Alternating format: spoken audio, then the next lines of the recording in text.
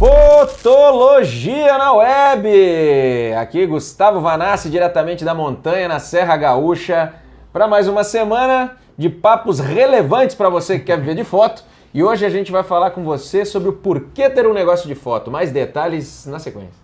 Aqui é Augusto Gobato também, aqui na Serra Gaúcha, com esse friozinho. E a ideia do programa hoje é trazer um pouco sobre o melhor trabalho do mundo. A gente quis fazer um questionamento aí com os fotógrafos, falando um pouco mais sobre isso. Aqui é Eduardo Vanassi e vamos lá, vamos falar um pouquinho sobre negócio aí, vamos deixar de mimimi, deixar de ser fotógrafo medíocre para falar um pouco do que interessa, que é como gerir um negócio de fotografia. Show de bola, galera! Então, como vocês já devem estar se acostumando aí, eu vou levar aqui o papo com algumas perguntas. E a primeira coisa que eu queria falar, cara, a primeira questão que eu quis trazer aqui é sobre essa parte do amor pela fotografia, porque todo mundo aqui, eu acho que acredito que todo mundo aí que está ouvindo Fotologia já conhece também os Vanassi, já sabe da trajetória que eles tiveram aqui dentro da fotografia e sabem que eles gostam da fotografia e sempre falam com muito orgulho da fotografia, né, do amor pela fotografia. E pra gente começar o papo, eu queria saber de vocês, o que vocês acham que são as principais vantagens na profissão de fotógrafo e por que vocês amam tanto essa profissão? Vamos lá então, por que a fotografia para mim é a melhor profissão do mundo, né? E o que eu vejo de vantagem em você ser fotógrafo? Eu vejo hoje em dia muita gente querendo alguma profissão ou alguma fonte de renda que seja de alguma maneira prazerosa, que seja de alguma maneira uma forma da pessoa se sentir bem, da pessoa sentir que ela está sendo valorizada dentro daquilo e realizando alguma coisa através da sua profissão. Eu acho que as profissões antigas, né, que a gente teve aí durante muito tempo, a gente teve muitas profissões burocráticas, né, muita profissão onde as pessoas trabalhavam em escritório, nada contra essas profissões, eu só estou fazendo um diagnóstico aqui. Mas tinha muitas profissões onde a galera trabalhava às vezes atrás de um balcão, eu mesmo já trabalhei muitos anos atendendo em balcão. E às vezes esse tipo de profissão, de escritório, de balcão, ela acaba ficando um pouco maçante, porque é uma profissão de muita coisa repetitiva, às vezes pouco desafiadora. E a fotografia, para mim, eu enxergo como uma opção de fonte de renda prazerosa. Por quê? Porque ela sempre é uma coisa gostosa de fazer. Se você, assim como eu, gosta dos cliques, gosta de trabalhar com aquela... Nem trabalhar, vamos falar como se o cara gosta, até como hobby, sabe? Se tu gosta de usar a fotografia como uma ferramenta para que tu te divirta, para que tu se expresse, para que tu se realize mostrando algo bonito, é muito bacana tu poder fazer isso e ainda cobrar por esse trabalho. Por quê? Porque a fotografia ela tem uma grande vantagem, ela permite que você faça essa coisa bacana, divertida, você se expresse e aquela pessoa que você fotografou, se você estiver fotografando uma pessoa, ela vai ver valor naquilo, sabe? E isso é uma coisa legal da profissão de fotógrafo e às vezes os fotógrafos eles não se tocam disso. As pessoas, elas veem valor na fotografia que você faz e quando elas enxergam valor, elas estão dispostas a pagar. Só que elas só vão pagar se você souber oferecer para ela, souber fazer a oferta da venda do teu produto fotográfico ali. Então, a fotografia é a melhor profissão do mundo porque ela permite que você tenha uma realização pessoal, você faça algo que pode ser uma paixão sua e você entrega algo bonito, algo de propósito para o mundo ali e as pessoas valorizam e te pagam por isso. Então, eu acho que isso é uma coisa que é muito atraente e é muito valiosa. E como quase todo mundo gosta de foto, né? Se a gente parar para pensar, né? Olha a quantidade de foto que se faz, todo mundo quer celular com câmera melhor e tal, as pessoas gostam de foto. Então, se a pessoa gosta daquilo que tu está oferecendo, se tu fizer uma oferta certa, tu vende isso. E aí é bom para ti, é bom para o cliente, é bom para o mercado e é uma maneira muito bacana, muito digna de ganhar vida com algo que tu ama. Então, essa é uma opinião. Eu acho que eu sou um cara que eu respeito todas as profissões, né? Eu acho que a gente tem que não só respeitar as profissões, como respeitar também os profissionais que enfim, trabalham dentro de cada uma delas, né? Mas o que eu vejo é que o fotógrafo ele tem uma vantagem, né? De ter, no caso, eu vou falar em fotógrafo social, que é o meu caso, de poder participar da vida das pessoas, participar dos bons momentos da vida das pessoas, né? Então o cara pode fazer parte daquilo enfim, mostrar para as pessoas o ponto de vista dele sobre aquilo, um ponto de vista mais artístico e tal, né? E a fotografia, ela mexe muito com o ego do fotógrafo. Acho que tem muita gente não admite isso, mas é uma grande verdade. A fotografia, ela mexe demais com o ego, né? E a partir do momento que o cara começa a acertar algumas fotos, começa a fazer um trabalho que esteticamente faça sentido e que as pessoas começam a gostar, é uma sensação é uma sensação que é viciante, né? É uma cocaína, né? A partir do momento que, você entende começa a receber elogio, né? Isso, receber elogio, ganhar prêmio e tal. Isso acaba fazendo, deixando a pessoa, todo mundo gosta de ser reconhecido, todo mundo gosta de receber um elogio por um trabalho bem feito. E a fotografia, ela tem essa mágica, né, de poder te transformar em um artista com um clique. E acho que dentro das artes aí, né, a fotografia, ela acaba, é um dos lugares onde a gente recebe o status de artista mais rápido, né? É só questão de fazer uma foto legal que você já vira artista.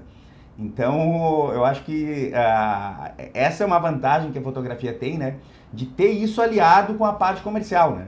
De ter isso alinhado a ser uma profissão que dá para ganhar uma grana legal fotografando, né? Dá para realmente ter uma renda bem interessante fotografando. Acho que para mim essa é a vantagem de ser fotógrafo.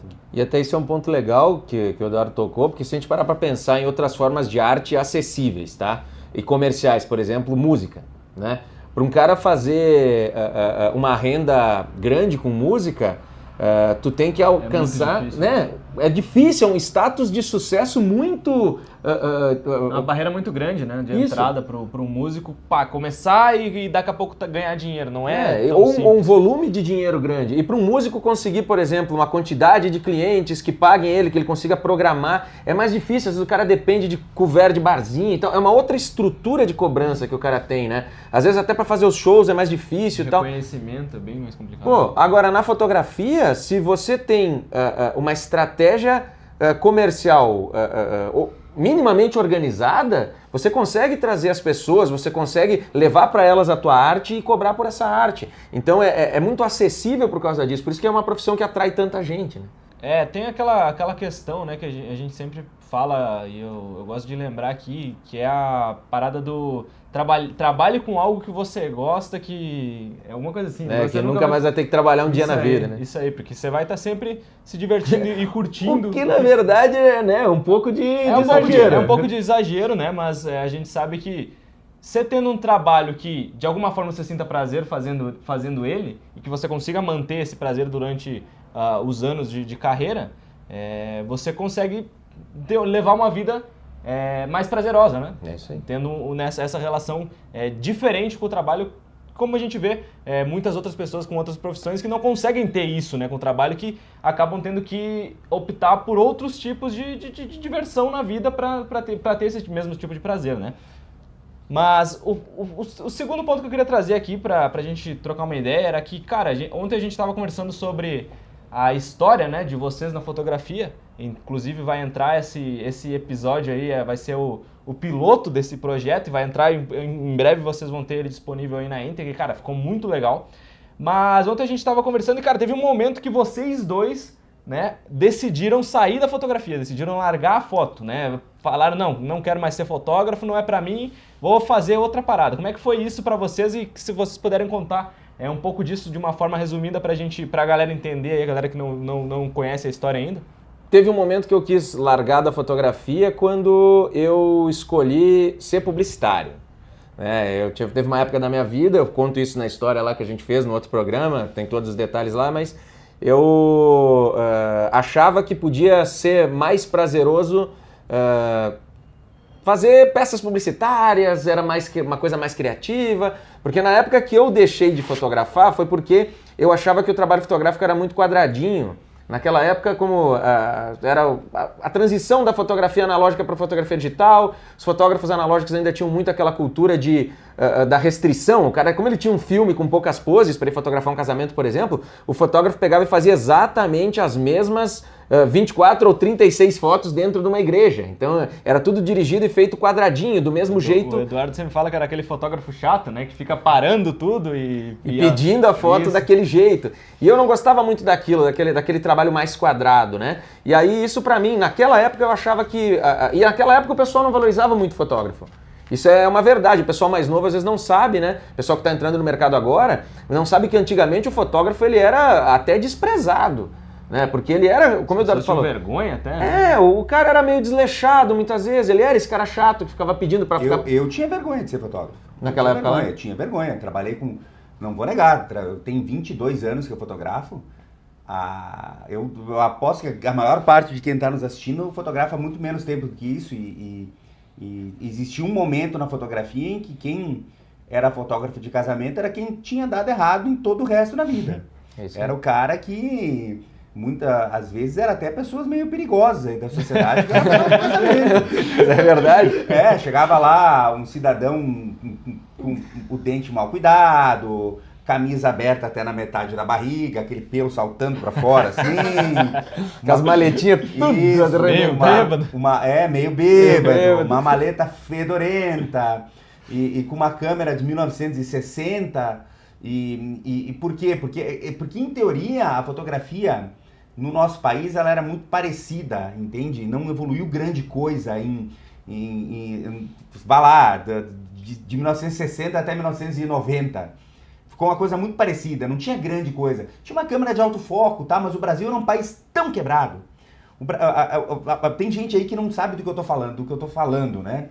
Mas antes do Collor, o Collor tem todos os problemas que teve, é um cara que pra mim é desprezível também. Se você é do Amapá, né? Me desculpe no que eu tô falando, mas ele é um ser desprezível. Mas uma das poucas coisas que aconteceram no governo do Collor foi a abertura da importação, né? Que a gente começou a ter acesso a mais coisa importada aqui no Brasil. Porque antes, meu amigo, o Brasil estava parado na década de 40. O que você tinha acesso aqui era a Leica, câmera russa. As câmeras que vinham da Nikon aqui, elas custavam o valor de um apartamento. Então, depois que tinha passado pelo cara da moda, pelo cara do estilo, pelo cara, sei lá, tinha passado por todos os fotógrafos que ganhavam dinheiro mesmo no mundo... Ela chegava na mão do fotógrafo de casamento, toda lanhada, quebrada, tinha que trocar filme e colocar fita isolante para lacrar a câmera. Pegava uma lente, meu pai tinha 85mm, que nem a baioneta encaixava mais, de tanto tinha encaixado e desencaixava. Era um negócio assim inacreditável, sabe?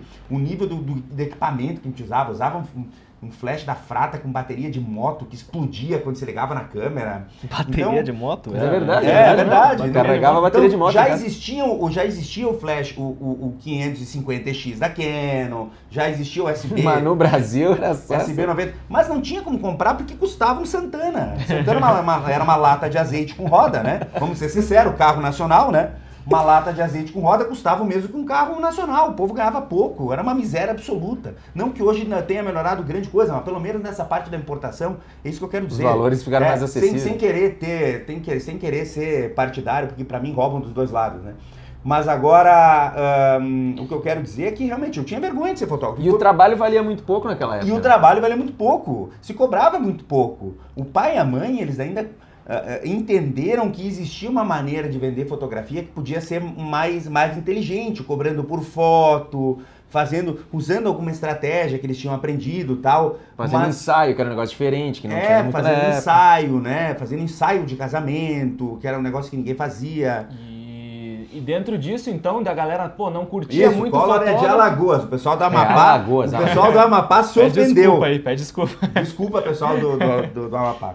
Mas dentro disso, então, dentro desse momento crítico da fotografia aí, onde os fotógrafos eram seres subvalorizados, vocês decidiram sair fora, né? O Gustavo quis Eu quis ser publicitário, depois eu, dentro da publicidade, descobri que a fotografia podia ser mais divertida, porque aí era o início da foto digital, eu gostava da parte de de Photoshop, de usar os softwares. O Eduardo, na época, já estava com a fotografia digital, começando a fazer um trabalho diferente, que ninguém fazia no Rio Grande do Sul, era diferente, o trabalho dele foi um destaque nacional. Na época saiu na revista Fox, teve outras publicações que fizeram matéria com essa revolução que estava acontecendo no mercado, porque estava sendo uma coisa diferente, entende? E aí aquilo me atraiu de volta para a fotografia, porque a paixão pela arte fotográfica, ou pelo clique, ela nunca saiu. Entendeu? Só que aquela profissão desvalorizada que o Eduardo falou que era lá atrás não era atraente para que eu exercesse ela. Só que aí a partir do momento que aquilo começou a ficar mais divertido, interessante de novo, eu voltei correndo para a fotografia. E a família sempre trabalhando com isso, né? Foi algo que, apesar de depois eu ter feito outras formações, eu fiz depois um MBA em marketing lá na Getúlio Vargas, depois eu fiz outro de gerenciamento de projetos, mas aí nunca pensando em sair da fotografia, mas em agregar coisas para dentro do mercado de fotografia, sabendo que ele era um mercado muito rentável, né? Mas e nessa época não... Cara, não tinha uma questão assim de, cara, vou entrar de cabeça então na publicidade, ou foi assim, quando você viu a possibilidade da fotografia de uma forma diferente ali, você falou, não, isso aqui... Não, até tinha, porque tinha na época vários amigos meus entraram em agências grandes até, alguns trabalham até hoje, foram fazer estágio, outros acabaram sendo efetivados, só que como a nossa empresa começou a trabalhar de um jeito que tracionava muitos clientes, a gente começou a trabalhar com volume, financeiramente também ficou muito atraente. Ficou claro naquele momento, naquela virada de mercado, e o Eduardo fazendo os casamentos premium que ele fazia, ele começou a provar que era possível ter um valor bem maior, porque as pessoas pagavam, as noivas deixavam de gastar com outras coisas no casamento para gastarem com ele, porque valia a pena pegar aquele trabalho. Então, financeiramente, a fotografia começou a se mostrar bem mais atraente do que trabalhar numa agência. Entendeu? Entendi. Então isso foi bom também por causa disso. Então eu pude voltar às minhas raízes e ter um retorno mais legal.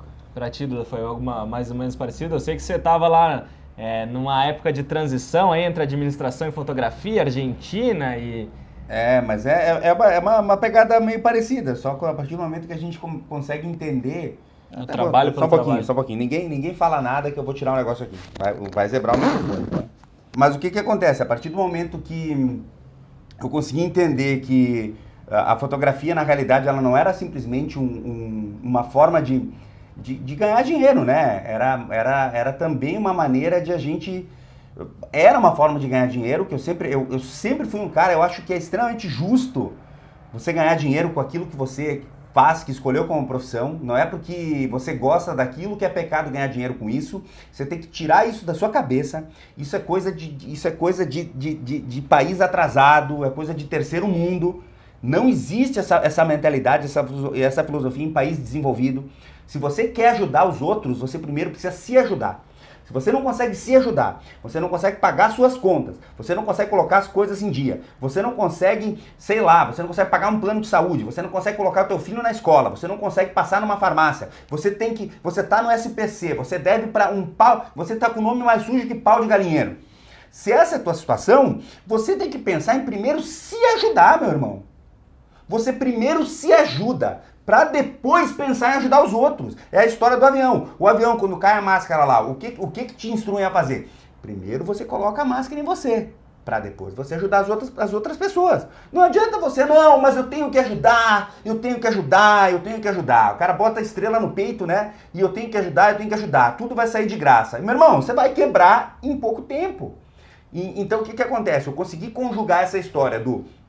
Eu preciso ganhar bem fotografando, eu mereço ganhar bem fotografando, eu quero me aposentar fotografando, eu quero trabalhar para pessoas que possam pagar o que eu estou pedindo, mas eu preciso entender que o que eu estou fazendo aqui não é só trabalho.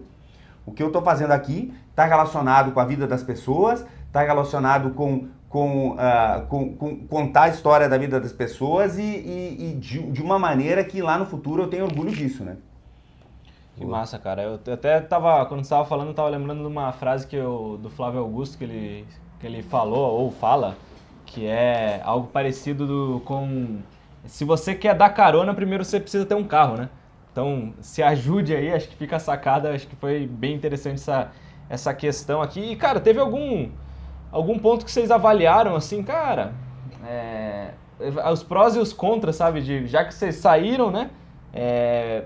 Aqui na empresa multinacional aqui eu tô ganhando tanto, tô tendo a possibilidade de crescimento até isso, eu poderia, trabalhar sei lá, ser uma multinacional de vários lugares do mundo, fazendo essa carreira dentro de uma multinacional, como foi o teu caso? Ou não, foi um processo mais assim, cara, é isso que eu quero, vou seguir o meu coração, digamos assim. Então, teve sim. Eu não vou... Eu acho que o momento em que eu decidi voltar para fotografia foi um momento em que eu fiz muita conta. Eu vou falar um negócio para ti, eu faço muita conta em tudo na minha vida, meu velho.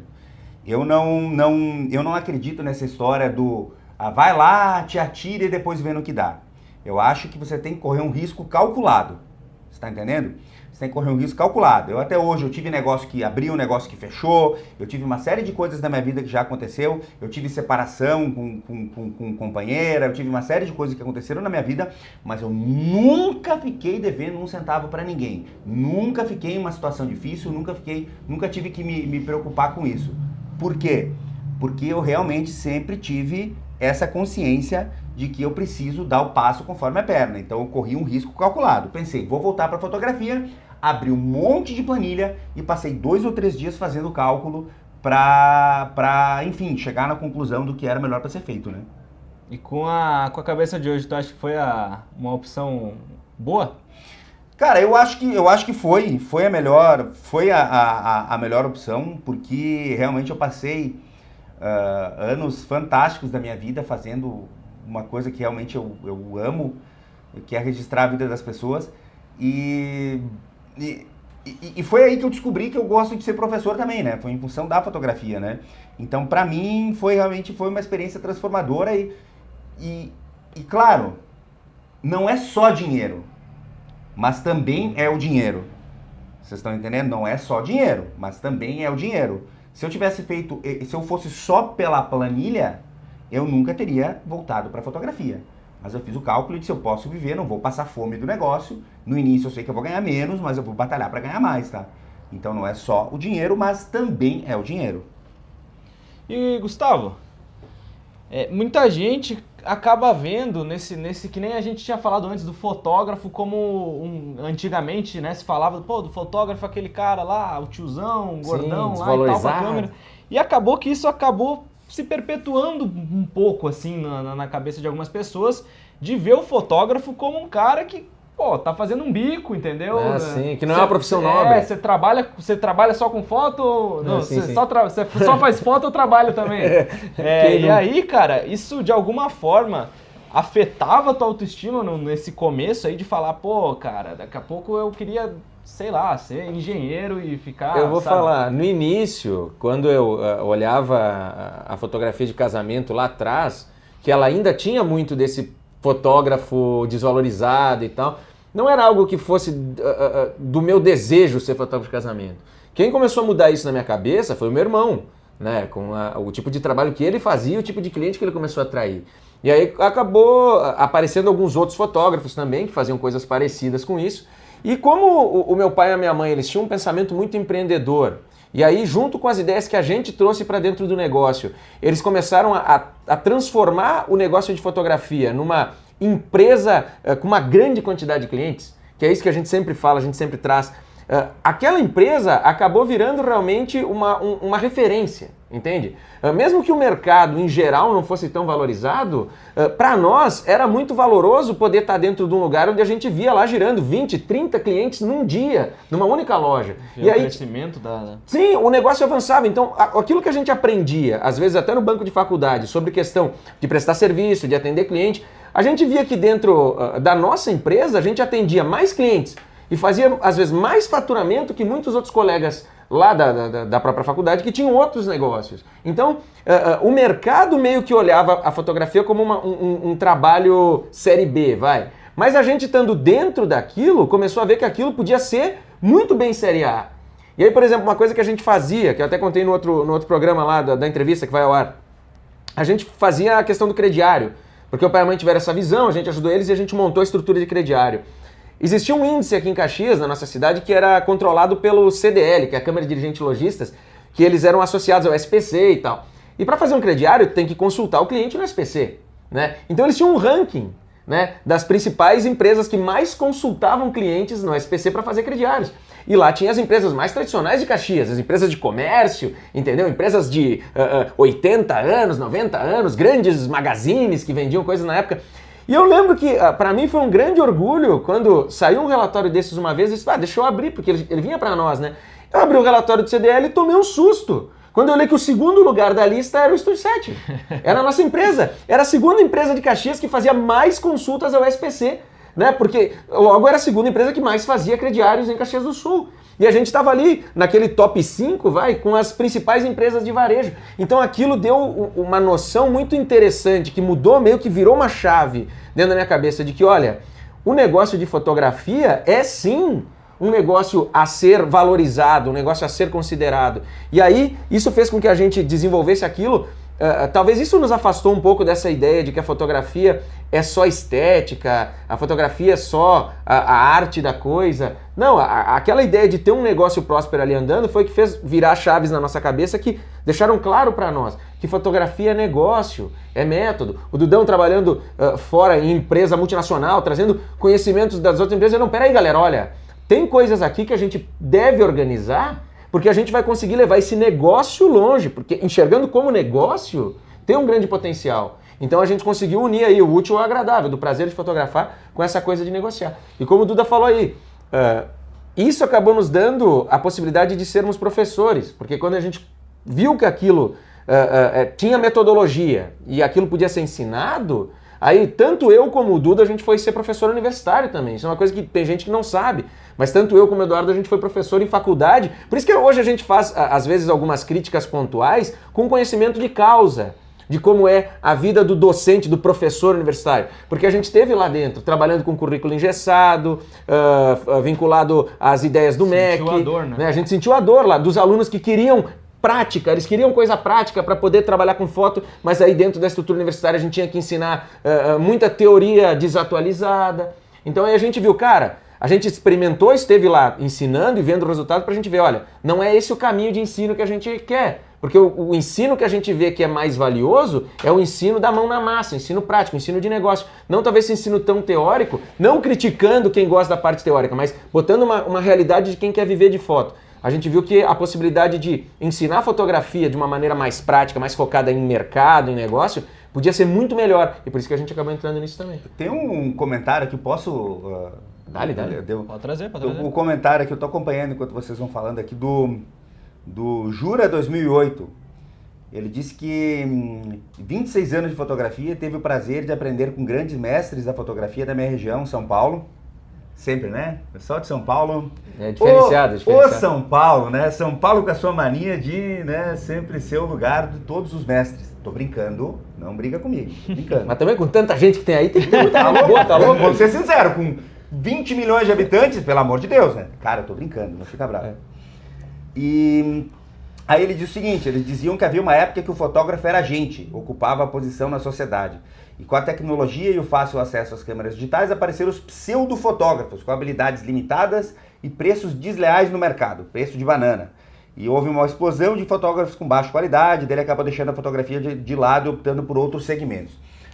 Jura, o que acontece, meu brother? Vou dar uma... Respeito o teu ponto de vista, acho bem bacana, obrigado por ter trazido o teu ponto de vista pra gente, né? Mas eu vou me dar o direito de discordar, tá? Vou me dar o direito de discordar. Em primeiro lugar, nunca se pagou tão bem, né? Pelo menos na minha área, do que eu conheço, a fotografia social nunca se pagou tão bem para um fotógrafo, né? A gente tem números cabulosos aí, pessoas... Eu, por exemplo, meu ticket de partida é 10 mil reais, meu ticket médio é 15, 16 mil. É um valor que eu não tinha nem como pensar num valor desses há 10 anos atrás, né? Então, realmente, até onde a gente vê, né, com a nossa experiência, nunca se pagou tão bem, né? O segundo ponto que eu quero discordar de ti, Jura, obviamente dentro da minha experiência, dentro do que eu entendo, dentro do que eu convivo, né, é com a história do pseudo-fotógrafo. Brother, o que acontece? Todo mundo é fotógrafo, certo? Bom ou ruim é outra coisa, mas todos são fotógrafos. Se o cara tá ganhando dinheiro com foto, ele é profissional. O conceito de fotógrafo profissional se refere ao cara que ganha dinheiro com foto, entendeu? Então, bom ou ruim, daí tá de acordo com o ponto de vista de quem vê. Se o cliente acha bom, Então, e eu acho ruim e o cliente acha bom. A opinião de quem vale mais, a minha ou a do cliente? São duas pessoas, você está entendendo? Então, eu tendo a discordar também, tá? E outro ponto que eu discordo é a história do estragando o mercado. Eu sou um liberal, certo? Então, eu não acredito que um número maior de pessoas dentro do mercado estrague o mercado. Eu acredito que a competição, ela valoriza o mercado. Eu acredito que no mercado competitivo, a gente consegue produtos de maior qualidade. A gente pode usar, por exemplo, voltar ao mesmo exemplo que eu usei em 92, né? O que era o mercado dos automóveis no Brasil, lata de sardinha com roda, e o que acabou virando depois, né? Lata de sardinha com ar-condicionado. Entendeu? Não, mas o que eu quero dizer com isso, né? Que a partir do momento que você abre para novos competidores, você tem uma evolução muito grande na qualidade do produto e do serviço que se oferece. E quem sente mais com isso são as pessoas que não conseguem acompanhar o ritmo da mudança. Então pode ser que tenha acontecido isso contigo, Jura. Pode ser que com os mestres dele, ele estava falando dos mestres. Ou com os mestres, né? Os mestres não conseguiram acompanhar o ritmo da mudança. Porque a mudança ela veio de uma maneira tão rápida que é mais ou menos como o taxista reclamando de Uber, né? Entendeu? Porque o serviço evoluiu, o serviço melhorou e você tem que melhorar junto com ele, né? Para quê? Para que o mercado te perceba como mais valioso e você consiga cobrar mais, né? Então, eu enxergo de uma outra forma, de um ponto de vista mais liberal, mas respeito muito o teu ponto de vista aí, de uma maneira um pouco mais voltada para mercado, né? Para mercado não, né? Para o profissional como em si, né? Eu sou mais voltado para o mercado, né? E é inegável, né, que a fotografia tá mais acessível, né? Tá mais acessível para todos, não só para quem quer fotografar e fazer disso uma fonte de renda, mas é legal olhar o outro lado, tá mais acessível para as pessoas, para o público comprar. Nunca antes na história desse mundo se fez tanto ensaio fotográfico. As pessoas que dizem assim, não, mas o mercado está encolhendo, ele está morrendo porque ele está prostituído. Mentira, mentira. Quem está contando isso dentro do mercado são as pessoas, muitas vezes, que não conseguem se atualizar, que não conseguem... é o jeito velho de fazer, Isso, que está morrendo é o jeito velho de fazer, essa é a frase. Porque nunca se teve tanta gente vivendo de foto e ganhando bem com foto como tem hoje. Claro que é mais difícil do que era uma vez para algumas pessoas. Por quê? Porque pensa que quando você tinha menos fotógrafos, né, dentro do mercado e alguns fotógrafos dominando certas técnicas, por exemplo, tinha alguns fotógrafos de moda muito específicos, alguns fotógrafos de ensaio muito específicos, alguns de casamento muito específicos. Esses caras, claro, por oferta e demanda, eles tinham condição de cobrar mais ali, eles protegiam aquele mercado. Mas as pessoas tinham pouco acesso, porque não tinha, entendeu? Outros caras especializados para fazer. Aí tinha que ter aquele fotógrafo que a gente falou, que era o coitadinho, que era o cara que cobrava muito pouco e tal, que era desvalorizado. Mas hoje, com o acesso que se tem a novos equipamentos, novas práticas de marketing, a técnica fotográfica mais acessível, tudo é mais prático, né? Fica mais fácil para um cara lá no interior do Amapá, no interior de Rondônia, do Pará, do Rio Grande do Sul, ter lá um fotógrafo de qualidade na cidade dele, que apresenta um bom trabalho e ele pode ser bem remunerado por isso, numa cidade pequena. Então, tá muito mais democrático, tá muito mais acessível você entrar dentro desse mercado e trabalhar com ele. Só que você precisa se atualizar, precisa fazer as práticas de marketing certas para trazer o cliente, precisa fazer posicionamento de mercado, precisa ter ofertas atraentes para o cliente, precisa fazer um bom produto. Você precisa ter planejamento. Meu irmão, pelo amor de Deus, se eu puder te dar uma dica para ti que está nos assistindo aí, e você que é aluno Vitamina V, entrou na última turma, te prepara, porque é isso que eu vou exigir de ti. Você precisa de um plano. Você precisa de um plano. Sem um plano, você não vai para lugar nenhum. E pior do que isso, se você não tiver um planejamento, imagina só, você tem 2 ônibus que vão passar numa parada, certo? Olha só o que eu tô te falando. Você pensa em ser grande, você precisa de pessoas especiais trabalhando contigo, não é? É isso aí. Nós precisamos dos melhores. Se você pensa em ser o melhor, você precisa dos melhores trabalhando contigo. Vamos lá, você quer ter a melhor estrutura, vamos usar São Paulo aí, né? São Paulo. Estou em São Paulo e eu quero ter a melhor estrutura de casamento de São Paulo. Então eu preciso ter os melhores profissionais trabalhando comigo. Aí imagina, eu sou esse melhor profissional. Aí vem 2 ônibus vindo na minha direção, né? E um deles tá vindo lá, todo bagunçado e sem placa em cima, sem dizer para onde vai. Aí ele para. Oi aí, sobe aí, vou te pagar bem. Mas para onde você vai? Não sei. Aí logo atrás vem um que fala, sobe aí, eu não posso te pagar tão bem, mas eu quero ir lá para a classe AAA de São Paulo, para Alphaville, isso, aquilo. Aonde você acha que o cara que é bom, em qual desses ônibus ele vai subir? Aquele tem um plano. Então, meu amigo, você precisa de um plano. Você precisa de um plano, você precisa de um planejamento financeiro, você precisa de um plano de marketing, você precisa de um plano de ação. Se você não tiver planejamento, você não vai pra porra de lugar nenhum. Não me vem com essa que você é profissional liberal, que eu trabalho em casa, que eu fumo maconha, que eu a casa do caralho. Não me interessa, certo? O que, mesmo sendo maconheiro ou não, você vai precisar de um plano. Você precisa de um plano, você precisa se organizar, você precisa... Meu irmão, eu preciso de tantos clientes por mês. Como eu vou fazer para captar esses clientes? Qual é, de que maneira eu vou captar? Aonde eu vou buscar? Quanto vai custar? Quanto eu posso investir? Quanto eu vou cobrar? Quando eu vou cobrar? Quanto dinheiro eu tenho em caixa? Quanto vai me custar isso? Meu irmão, se você não sabe quanto dinheiro você tem em caixa, quanto dinheiro você vai precisar para manter a tua operação, como que você vai saber o quanto você vai ganhar num ano? Aonde você vai chegar quando você vai chegar no seu sonho pessoal? Aí, pô, eu não tenho sonho, por quê? Porque eu não tenho plano na minha empresa. Então, tua empresa não serve pra nada, meu brother. A tua empresa é mais um problema que você tem na sua vida. Sabe o que a tua empresa vira? Outro problema. Então, se quer tirar uma dica dessa live? Plano, planejamento. Não começa a agir de qualquer jeito. A ação é melhor, agir é melhor do que estar parado, concordo. Mas vai planejando, meu irmão. Vai planejando e fazendo, planejando e fazendo, planejando e fazendo. E não precisa um ano para fazer um plano, né? Isso é uma coisa que às vezes o pessoal usa como desculpa. Ah, não, eu vou... Nossa, ele falou que eu tenho que fazer um plano e tem que ter um plano disso e daquilo. Ah, eu não sei, então eu fico apavorado, estagnado, paralisado e já não faço mais nada. Não, você precisa ter clareza, buscar aconselhamento. Às vezes você pode ter isso com um mentor, às vezes conversando com outro empresário amigo seu, às vezes você pode buscar na internet, às vezes você pode vir aqui assistir Fotologia, às vezes você pode entrar num curso, mas o que você precisa é entender que você tem que começar de algum lugar. E aí você vai ter que colocar as suas primeiras metas. Então um plano não é uma coisa que você tem que fazer um planejamento estratégico de 1 milhão de páginas, você demora um ano pra fazer. Vou fazer um plano. Para fazer um plano, preciso saber para quem eu quero vender, quem é a minha persona, né? A gente sempre começa por isso lá no Vitamina V. Aí tem cara que me fica 1 mês para montar a persona, meu irmão. A persona você monta em 5 minutos.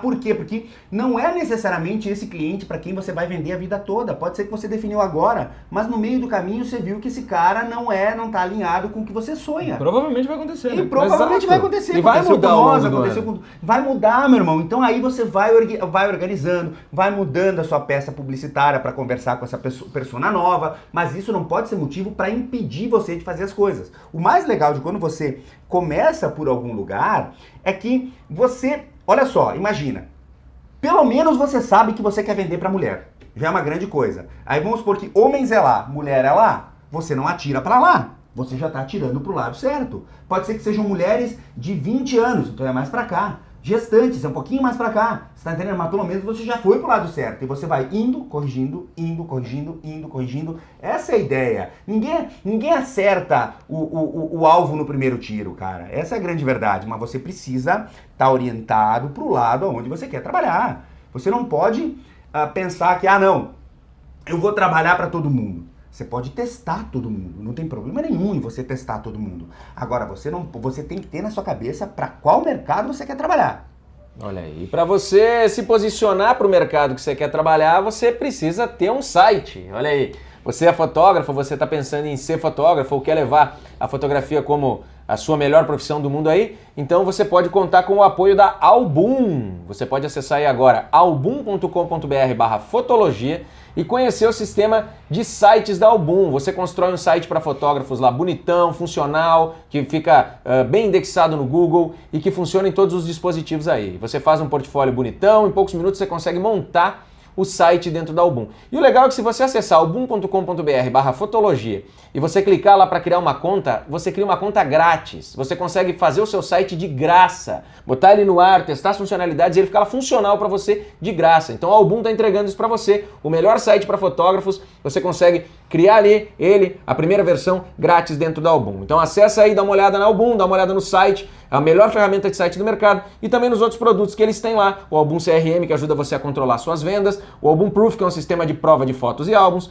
o Album Design Box, que é um sistema para você diagramar seus álbuns de maneira fácil, com poucos cliques, você mesmo, sem experiência, você consegue fazer, e o Album AR, que é a realidade aumentada que dá vida ao seu álbum aí, tudo entregue pela Album, album.com.br/fotologia. E o Fotologia também chega até você com o apoio e patrocínio da Digipix e da Indimagem, as maiores aí encadernadoras, empresas de fotolivros e álbuns encadernados do país, né?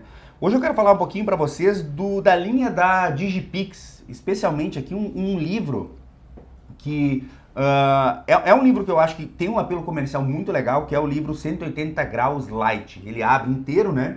E ele tem as páginas mais flexíveis e tal. Mas ele tem um padrão de acabamento muito bom, cara. É um livro que, inclusive, se você tentar rasgar as páginas dele, você não consegue rasgar. É um negócio que eu achei muito bacana, pelo fato dele ter essa parada da laminação, eles têm todo o processo deles lá, né? Mas é muito interessante, por quê? Porque você pode, sim, fazer um material impresso. E toda vez que você apresenta o material impresso, você materializa o produto que o cliente vai comprar. Então é muito mais fácil para você performar a venda quando você tem o material impresso. Então pelo menos vai lá, faz um desses álbuns 180 graus light aqui da Digipix, são baratinhos, cara, custa muito menos do que você pensa. Acessa agora digipix.com.br, te cadastra lá e vai por mim. Faz um 180 graus light, você vai ver a diferença na hora de fechar os trabalhos. Que massa, cara. E esse Fotologia eu tô gostando, particularmente tô gostando bastante dele. Acho que a galera também tá curtindo aí. A gente já falou de muita coisa, falou de o conceito da fotografia, como é que era antes, como é que tá agora, se dá pra viver isso, conciliar sua paixão junto, cara. E, inclusive, no último podcast, no último programa Fotologia que a gente gravou, a gente falou sobre quanto dava pra ganhar, né? Na fotografia, inclusive, a gente trouxe alguns números aqui e a galera chegou a cair pra trás, falando, porra, não acredito que dá pra ganhar tudo isso. Se você não ouviu ainda ou não assistiu, peço que você assista aí no final desse programa também, ou bota nessa playlist aí pra assistir depois. Ou vai lá no Spotify, lá procura Fotologia, você encontra lá, né? Você encontra lá, tá lá tudo direitinho. E, bom, a gente citou esses números, né, que foram feitos por vocês aqui nesses períodos antigamente, né, digamos, não antigamente, porque, enfim, parece que o cara tá falando de 1980. Sim. Mas alguns anos atrás, né, e agora, cara, se o cara fosse começar hoje, tipo o Manuel da vida, e comecei hoje na fotografia, fiz meu site lá na Album, agora eu vou começar, vocês acham que ainda dá pra trilhar esse mesmo caminho que vocês trilharam e chegar num... Cara, tô vivendo legal de foto agora, tô bem, como é que tu acha, Dudão? Obviamente que dá. A gente, inclusive, tem um projeto pra desenvolver aí, vamos ver como vai ser, pra mostrar pra vocês como dá. Dá muito. O que você precisa é só... O que você precisa é foco em um plano. Com plano e foco não existe o que não dê. Você consegue fazer qualquer coisa. Só você precisa entender aonde você quer chegar e obviamente, né, tá disposto a pagar o preço. Você vai ter que pagar o preço, cara. Você vai ter que, no início, trabalhar de graça, ó, de novo, a galerinha da estrela me atirando pedra aí. Fazer dupla jornada, você tá entendendo? Você vai ter que entender que final de semana é feito para trabalhar, você entendeu? Uma série de coisas que você, às vezes, hoje não pensa desse jeito, vai ter que pensar. E é possível sim, é possível. O que vai exigir de você é um bom plano, é o que eu falo. Sempre volto na mesma tecla, um bom plano, é isso que você vai ter que fazer. Eu acho que a gente, inclusive, tem um monte de provas reais disso, né? Que são os nossos alunos do Vitamina V, que vem seguindo esses passos que a gente está dando aqui, tá dando no Fotologia e dá lá dentro do nosso treinamento fechado, que é o Vitamina V, e vem tendo resultado pra caramba. Inclusive alunos aí como o Simon e o Daipra e outros que aí. passam de $500 mil ano de faturamento. Cara. A gente tem uma ideia de fazer um projeto, o pessoal não sabe detalhes ainda, mas vai ser feito, onde a gente vai ajudar o pessoal aí que está junto com a gente nos treinamentos a colocar objetivos e a começar a ir fazendo 120 mil por ano. Né, que a gente identificou que vários fotógrafos gostariam aí de ter o faturamento de 10 mil por mês, então a gente vai dar todo o caminho para o fotógrafo fazer os 120 mil no ano e depois aumentar isso né, para poder escalar como escalaram alguns alunos aí que chegam a 300, 400, 500 mil.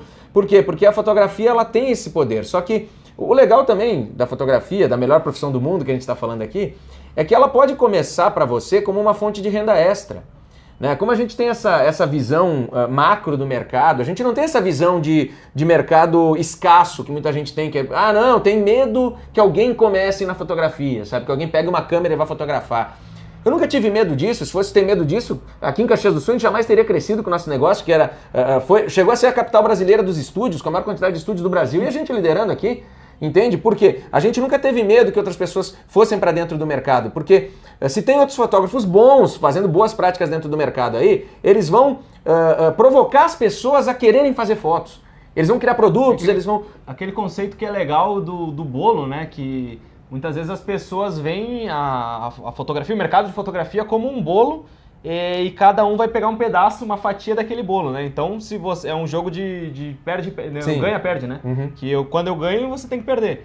Mas, muitas vezes, na maioria das vezes, o tamanho do bolo não atingiu o potencial máximo. Não, e outra, então, o bolo aumenta de tamanho, exatamente, você vai cada vez aumentando mais o tamanho do bolo. Né? Cada fotógrafo bom que entra dentro do mercado com boas práticas, criando novas oportunidades, ele não cria só para ele, porque ele não consegue fazer todos os clientes.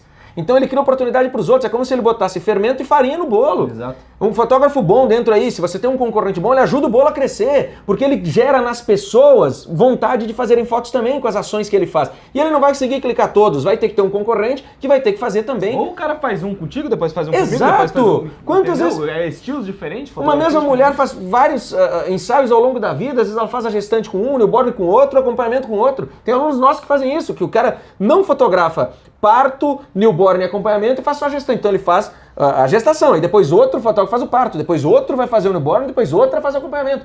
É normal isso. Então, a fotografia ela pode existir. Faz o casamento. E outro faz o casamento. A fotografia existe como uma fonte de renda para vários profissionais e ela pode existir como uma fonte de renda extra. O que é isso? Às vezes você tem um trabalho já hoje, que você não está querendo abrir mão desse trabalho, porque ele é a tua fonte de renda principal, mas você gostaria de tentar a fotografia. Não tem problema nenhum nisso. Só que você vai ter que fazer aquilo que o Eduardo falou, o plano e muitas vezes trabalhar a dupla jornada e saber que fim de semana, feriado, são excelentes momentos para você praticar fotografia como profissão. Então, você busca naqueles momentos que outros fotógrafos regulares não estão clicando, às vezes, eles estão lá fazendo, o regular está fazendo no horário de expediente. Por que não você ser o cara que faz depois do horário de expediente? Você vai ter sessões com certeza que querem aquele horário. Então você pode trabalhar nesse horário. Então você vai trabalhando com foto, fazendo dela uma fonte de renda extra. Daqui a pouco isso vai se transformando numa coisa tão boa para você que aquela renda acaba ficando maior que a do seu trabalho atual. Aí você pode pegar e substituir o trabalho atual pela fotografia de maneira segura. Então é um caminho também para as pessoas que gostam ou que têm ideia de fazer alguma coisa diferente. Quantas mães a gente vê até dentro do Vitamina V, mulheres que ganham filhos e aí justamente por terem que ficar com o bebê, às vezes lá na empresa onde ela trabalhava o pessoal não pega ela de volta quando ela volta do auxílio maternidade, isso é muito comum para as mulheres, né? Porque agora ela tem uma criança pequena, as empresas são competitivas e elas são cruéis até em relação a isso às vezes, e aí a mulher ficou sem emprego. Entendeu? Aí o que ela faz? Ela tem um bebê, ela fotografa o bebê, ela gosta daquilo, ela vai aprender foto, faz um home studio, vai fotografar newborn, vai fazer sessão infantil. Várias mães levam a fotografia como uma alternativa de renda, montando home studio ou fazendo negócio de foto externa. Então assim, ela é linda por causa disso. E ela permite que você faça como renda extra, vai escalando com isso para depois transformar numa renda principal e muitas vezes uma renda principal que substitui o teu trabalho atual. E aí, eu ouvi isso já de aluno Vitamina V. A fotografia vira a tua empresa. Então tu nunca mais precisa trabalhar como empregado de ninguém. Por quê? Tu pode transformar a fotografia numa fonte de renda onde você vira seu próprio chefe. E aí faz disso, né? Claro que com o plano certo, montando como um negócio, tratando como um negócio, faz disso a tua fonte de sustento e aí você vai ser um empreendedor, vai viver os perrengues que o empreendedor vive também, mas você vai ter a sua independência. Então isso é muito legal. Então é possível sim, muita gente está se criando dentro do mercado dessa forma. E, Gustavo, o que tu acha que foram aí, 3 pontos de inflexão aí na tua carreira como fotógrafo e que a gente poderia compartilhar com a galera de uma forma de trazer esse caminho, ajudar no caminho da galera aí, velho? Massa. Que eu consigo lembrar, assim, que me impactou bastante como ponto de inflexão dentro da minha carreira, dentro da fotografia e dentro do negócio da empresa. O primeiro é muito claro, é muito nítido na minha cabeça, que foi o início dos anos 2000, a mudança da fotografia analógica para digital. Isso foi um desafio gigantesco para o mercado. Se o pessoal acha que hoje o mercado é difícil, não sabe como foi naquela transição. Porque naquela hora imagina que todo mundo no mercado fazia o trabalho analógico de fotografia, todo mundo tinha um tipo de conhecimento, um tipo de estrutura para atender os clientes, e de repente, cara, em questão de 2 anos, tudo mudou. Tudo. O sistema de impressão, o sistema de revelação, os equipamentos que tu tinha que ter, a estrutura que tu tinha que montar dentro da tua empresa, a estrutura de rede, as pessoas tendo acesso à fotografia digital, que era uma coisa super nova, inclusive para os consumidores. E foi uma mudança tão grande que eu me arrisco a dizer que 8 em cada 10 empresas de fotografia tradicionais quebraram dentro do mercado. Porque a gente viu isso, a gente girando dentro do mercado, falando com as associações de classe, que eram fortes na época de fotografia, eram fortes com a questão dos laboratórios. Os laboratórios, que eram a base da fotografia, a galera que revelava filme, quebrou. E aí os fotógrafos ficaram inseguros em relação a tudo que estava acontecendo, e dentro do nosso negócio, claro que foi um baque também, mas lá a gente escolheu fazer diferente. Ao invés de olhar para isso como o grande problema que quebraria o mercado... Uma crise, vai? Exatamente. A gente soube olhar para aquilo como a grande oportunidade que podia mudar o jogo. Por quê? Porque naquele momento tinha empresas grandes, empresas médias, empresas pequenas, a nossa não era tão grande assim, só que o jogo virou de uma forma tão extrema que todo mundo ficou no mesmo nível. As cartas foram... Como é que a galera fala? As cartas foram redistribuídas na mesa. Então, assim, todo mundo passou a ser iniciante de novo, porque era tudo novidade, entendeu? Então, a gente acabou enxergando naquilo uma oportunidade. E foi rápido em fazer um movimento de transformar a empresa em digital. E aí eu vejo que eu e o Duda, na época, a gente teve muito de participação nisso, porque a gente estava lá dentro e meu pai, ele não era contra inovações, ele queria que desse retorno do investimento. Mas aí a gente estava lá e a gente disse, olha, vamos fazer esse negócio aqui, vamos montar uma rede, e a gente montou o primeiro estúdio 100% digital, de ponta a ponta do Brasil. Olha aí, que capturava digital, fazia a escolha das fotos digital, a venda digital e imprimia digital num laboratório digital, que aí meu pai na época pegou e hipotecou a casa para comprar. A gente já contou essa história aqui dentro do Fotologia, no episódio com os meus pais. O simples fato do cara ver a crise, o que todo mundo estava vendo ali como um problema com outro ângulo, né? Daqui a pouco é uma chance da gente fazer a parada virar. Porque se o pai ficasse se lamentando ali, achando que aquilo era a catástrofe que todo mundo estava pensando, ele também teria afundado. Mas ele pensou, cara, se tá todo mundo pensando que é catástrofe, alguém vai sair bem nesse negócio. Alguém tem que fazer essa foto digital. E a gente assumiu a bronca e foi lá.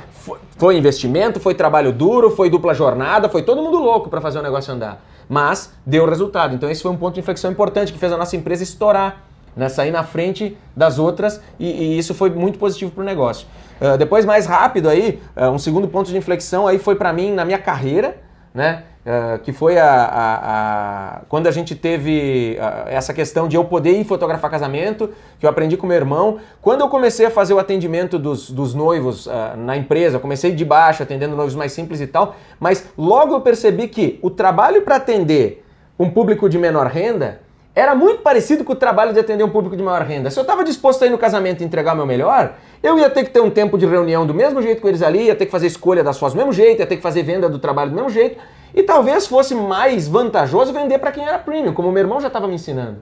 Então aquilo foi um ponto que eu percebi, cara, o trabalho é o mesmo. Eu trabalhar para esse que está pagando mais barato ou para quem paga mais caro. E aí eu peguei e decidi, olha, vou me posicionar e focar para esse público que paga mais. E aí acabei indo para a parte lá de fotografia um pouco mais artística, ganhando os prêmios e tal, e me posicionei e trabalhei para aquilo. Eu não era o melhor fotógrafo de todos na época aqui na cidade, mas como eu me posicionei para aquele público de uma forma muito forte... Escolheu o público e você entrou nele. Funcionou, entendeu? E o terceiro ponto, rapidão também, foi a questão do vitamina V, do Fotologia Vitamina V.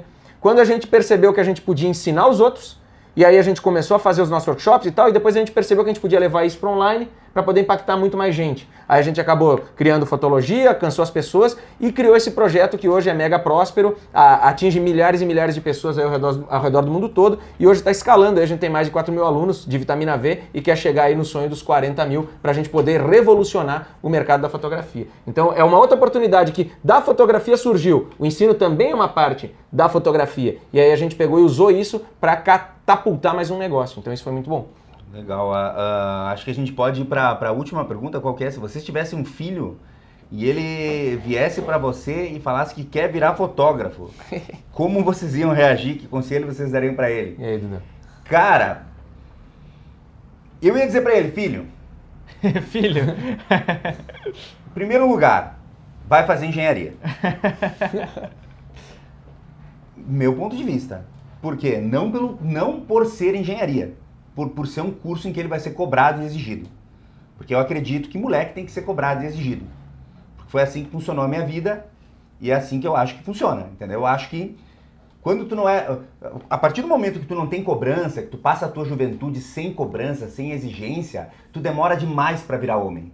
Sabe? Homem no sentido de assumir responsabilidade, esse tipo de coisa. Vale pra mulher também. Exatamente, né? Mas isso acaba acontecendo numa idade em que tu já deveria estar bombando, meu irmão.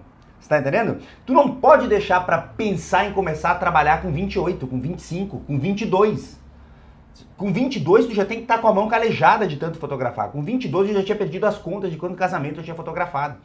Você entendeu? Então eu vou pensar num curso que seja fácil para daí eu ver o que vai. Não, meu irmão, não é essa a ideia. Quando eu falei engenharia, eu quis dizer o seguinte, eu quis dizer, vá fazer um curso, ou você vai para a faculdade para fazer um curso que te exija, que realmente você aprenda a ter responsabilidade, a estudar, a manter uma rotina, porque a rotina te liberta, cara. A rotina te liberta. Se for pensar bem nisso, pensa no que eu falei, a rotina te liberta. Ou então você começa a trabalhar cedo e começa a ter resultado logo. Entendeu? Eu, Eduardo, não recomendaria para meu filho fazer uma faculdade de fotografia, porque eu não... Mas isso é até onde eu... Esse é o conselho, né? Poderia ser fotógrafo desde que tivesse uma vivência de mercado... Mão na massa. O quanto antes, mão na massa, né? Isso que eu diria pro cara. Tu, Gustavo, mesma coisa? Cara, se meu filho falasse que ia ser fotógrafo, muito parecido com a ideia do Eduardo aí. Ia dizer, olha... É uma profissão maravilhosa, dá pra você levar ela a sério, mas ó, bora clicar, vamos pro mercado, vamos fazer, cadê o portfólio aí? Entendeu? Cadê?